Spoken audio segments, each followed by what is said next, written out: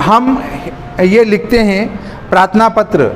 बहुत सारे अच्छे अच्छे व्यक्ति प्रार्थना पत्रों में गलती करते हैं। गलती क्या करते हैं? श्रीमान,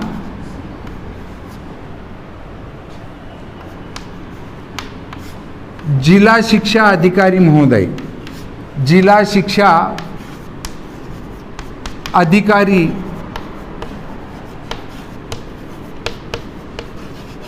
महोदय, श्रीमान जिला शिक्षा अधिकारी महोदय, तो ये गलत है। या तो श्रीमान लगेगा या फिर महोदय लगेगा, दोनों में से एक बात लगेगी। तो ये ध्यान रखना, कभी भी प्राचार्य महोदय को लिखो, कक्षाध्यापक को लिखो तो श्रीमान और महोदय दोनों एक साथ प्रयोग में नहीं आते हैं। जबकि अच्छे अच्छे विद्वान लोग जो है वो श्रीमान और महोदय दोनों लगा देते हैं। शासकीय कर्मचारियों के लिए श्रीमान का प्रयोग हो सकता है, परंतु जो नेता हैं अशासकीय हैं, जैसे प्रधानमंत्री, उसके बाद आते हैं राष्ट्रपति जी, उसके बाद आते हैं अपने जितने भी मंत्री हैं, मुख्यमंत्री जी हैं, तो उनको जब हम कोई प्रार्थना पत्र लिखेंगे तो यहाँ माननीय लिखना पड़ेगा। ऐसे ही न्यायालय भी माननीय होता है। न्यायालय में भी वहाँ जज महोदय नहीं लिख सकते हैं। जज साहब कुछ भी नहीं है, न्यायाधीश महोदय नहीं है, वहाँ लिखना पड़ेगा माननीय न्यायालय। माननीय न्यायालय वो सम्मान के पात्र हैं न्यायालय, इसलिए माननीय न्यायालय और फिर वो स्थान है वो लिखा जाता है।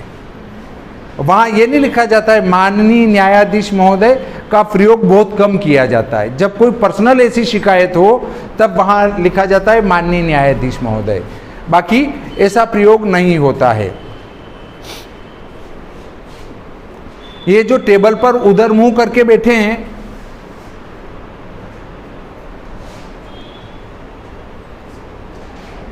उसके बाद आता है लाघव चिन्ह। लाघव चिन्ह उसको कहते हैं कि कोई बात को शार्ट कर देना, छोटा कर देना। जैसे महोदय, तो इसमें से दई हटा देंगे और ये लाघव मतलब छोटा कर देना,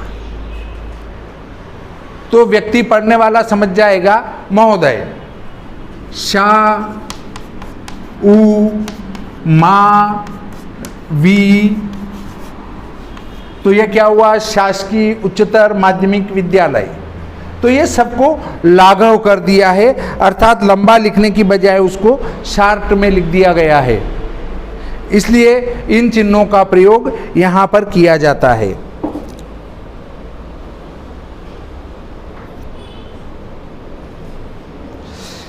शब्द दो प्रकार के होते हैं, विकारी और अविकारी। अविकारी वे शब्द हैं जो अव्ययी शब्द हैं, अर्थात जिन शब्दों पर देश, काल, परिस्थिति, लिंग, वचन आदि का कोई प्रभाव नहीं पड़ता है, वे अविकारी शब्द हैं। और जिन पर प्रभाव पड़ता है वो विकारी शब्द हैं। तो यहाँ आता है कि विवरण चिन्ह का प्रयोग आवेदन पत्र या प्रार्थना पत्र में विषय एवं द्वारा के बाद होता है। जैसे सेवा में श्रीमान प्राचार्य महोदय, BPSPS नाव कोठी, है ना, इसको कहते हैं हम विवरण। हमारा नहीं, लाघव चिन्ह ऊपर छोड़ के आ गए हम। लाघव चिन्ह लघु यानी छोटा करना, लाघव बनाना, तो वो मैंने लाघव बना के बता दिया तुमको कि कैसे लाघव बनेगा। ये विवरण चिन्ह आता है जिसमें ये विवरण चिन्ह है, विवरण किया जा रहा है उसका, इसको कहते हैं विवरण चिन्ह। इसको कहते हैं लाघव चिन्ह। किसी को संक्षिप्त कर देना लाघव है, और ये विवरण आता है। तो देखिए जब लघु छोटा से लाघव बनाए किसी प्रचलित बड़े शब्द के छोटे रूप को प्रथम दर्शाने के लिए इस चिन्ह का प्रयोग किया जाता है। जैसे पंडित नेहरू स्वतंत्र भारत के प्रथम प्रधानमंत्री थे, तो इसको हम लिखेंगे पंडित, ये लाघव कर दिया। ठीक है। इसी प्रकार विवरण चिन्ह आता है जब किसी पद की व्याख्या करनी हो या उसके संबंध में विस्तार से कुछ कहना हो, तब इस चिन्ह का प्रयोग होता है। रूपांतर की दृष्टि से शब्द के दो प्रकार होते हैं, विकारी अविकारी। पद वाक्यों में प्रयुक्त शब्द अर्थवाची बनकर पद बन जाते हैं। ठीक है। विषय, जैसे हम लिखते हैं ना विषय, प्राचार्य महोदय को हम जो है प्रार्थना पत्र लिख रहे हैं, तब वहाँ पर ये चिन्ह लगता है, विवरण का चिन्ह लगता है कि हम यहाँ विवरण दे रहे हैं कि मैं किस कारण से छुट्टी लेना चाहता हूँ या मैं क्या लिखना चाह रहा हूँ, उसके लिए ये विवरण का चिन्ह प्रयुक्त किया जाता है। देखिए उसके बाद आता है लोप चिन्ह।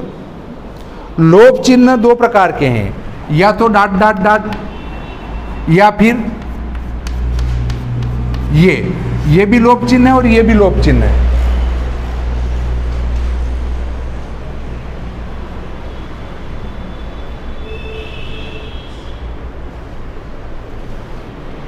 अब जैसे मैंने किसी छात्र से कहा, वो अगर पीछे देख रहा है, बाहर कोई गाड़ी जा रही उसको, मैंने कहा बहुत अच्छा कर रहा है, उसके बाद वो छात्र आगे देखने लग जाता है। क्यों देखने लग जाता है? क्योंकि उसको पता है कि सर क्या कहना चाहते हैं। वही डाट डाट डाट या क्रॉस क्रॉस क्रॉस, वही बात है।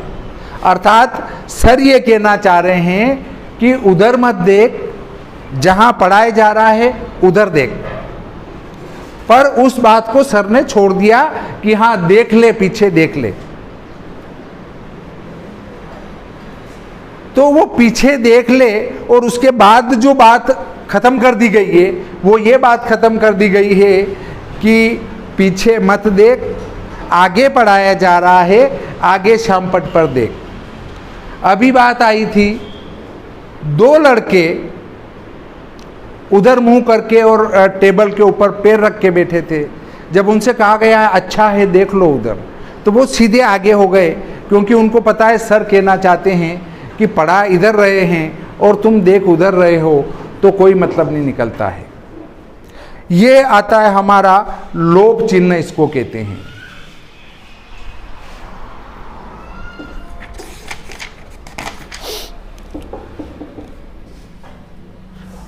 इसका प्रयोग वहाँ होता है जहाँ पर कुछ गोपनीय बातों को छुपाया जाता है। जैसे किसी पुरुष का या किसी महिला का स्वभाव गलत है, और जब स्वभाव गलत है तो फिर हम क्या कहते हैं, अरे तू उसके साथ मत रहा कर, उसका स्वभाव अच्छा नहीं। और बाकी डांट डांट डांट कर दिया या क्रॉस क्रॉस क्रॉस कर दिया। अर्थात वो लड़ाई झगड़े बहुत करती है और वो गलत सलाह देती है और वो आपका स्वभाव भी बिगाड़ देगी। तो इन सब बातों को छुपाने के लिए जो है डांट डांट डांट या क्रॉस क्रॉस क्रॉस कर दिया जाता है। फिर आता है त्रुटि चिन्ह, काकपद या हंसपद।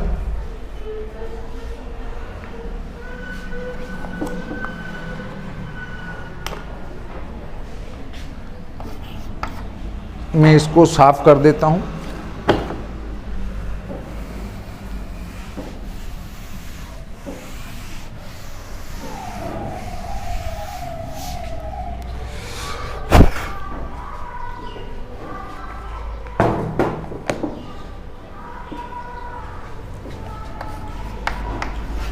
त्रुटि चिन्ह, काकपद या हंसपद।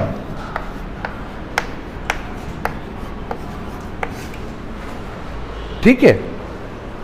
यहाँ पर त्रुटि चिन्ह, काकपद या हंस पद। इसको हम स्पष्ट करते हैं। जैसे राम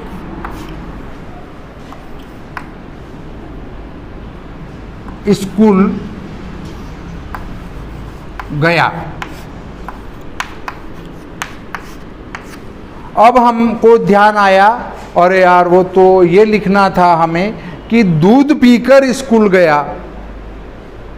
तो अब यहाँ तो लाइन तो भर गई है, क्या करेंगे? तो हंस पद लगाएंगे। इसको कहते हैं हंस पद या त्रुटि चिन्ह या काकपद। ये लगाकर यहाँ लिखेंगे दूध पीकर। इसको कहते हैं त्रुटि चिन्ह, काकपद या हंस पद। जब तुम भी परीक्षा में कई लिखते हो और लिखते लिखते बीच में कुछ याद आ जाए या एक लाइन पूरी छूट गई, भूल गए और बाद में याद आई, तो वहाँ पर जहाँ लिखना था वहाँ पर ये हंस पद लगा देंगे, त्रुटि चिन्ह काकपद जिसको कहते हैं वो लगाने के बाद यहाँ पर लिख देंगे इसको। तो वो लाइन इन दोनों के बीच में गिनी जाएगी। ऐसा नहीं कि तुमने लिख डाला और उसको कोई नहीं गिने, तो ऐसा कर सकते हैं। इसके बाद आता है अनुवृत्ति चिन्ह। अनुवृत्ति चिन्ह जो है, जब लिखने में एक ही शब्द बार बार ठीक नीचे लिखना पड़ता है तब इस चिन्ह का प्रयोग किया जाता है। ठीक है, अनुवृत्ति चिन्ह इसको कहते हैं। अनुवृत्ति चिन्ह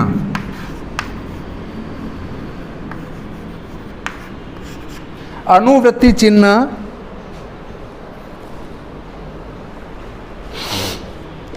जैसे श्रीमान राम, फिर श्रीमान श्याम, फिर श्रीमान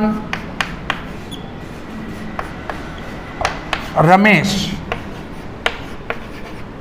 तो इनको बार बार श्रीमान नहीं लिखना है, इसको मिटा दो और यहाँ पर अनुवृत्ति चिन्ह लगा दो। इसको कहते हैं अनुवृत्ति चिन्ह, अर्थात जो ऊपर लिखा है वो इन श्याम जी के लिए भी लिखा गया है कि आप भी श्रीमान हैं और रमेश जी भी श्रीमान हैं, है ना। तो ये इसको कहते हैं अनुवृत्ति चिन्ह, जो कि हम बार बार न लिखते हुए संक्षेप में इस चीज़ को लिख लेते हैं। ठीक है, बार बार कोई चीज़ नहीं लिखते हुए, यदि ऊपर उसी सीध में, एक सीध में आना चाहिए, नहीं कि यहाँ तो श्रीमान आ रहा है और दूसरे में वहाँ श्रीमान आ रहा है तो हमने वहाँ लगा दिया, तो वो पढ़ने वाला समझ नहीं पाएगा। ठीक उसके नीचे जैसा आता हो तो उसमें ये अनुवृत्ति चिन्ह लगा देते हैं। तो देखिए हमारे ये विराम चिन्ह और अन्य चिन्ह, भाव चिन्ह, इनका ये प्रकरण यहीं पर समाप्त हो जाता है।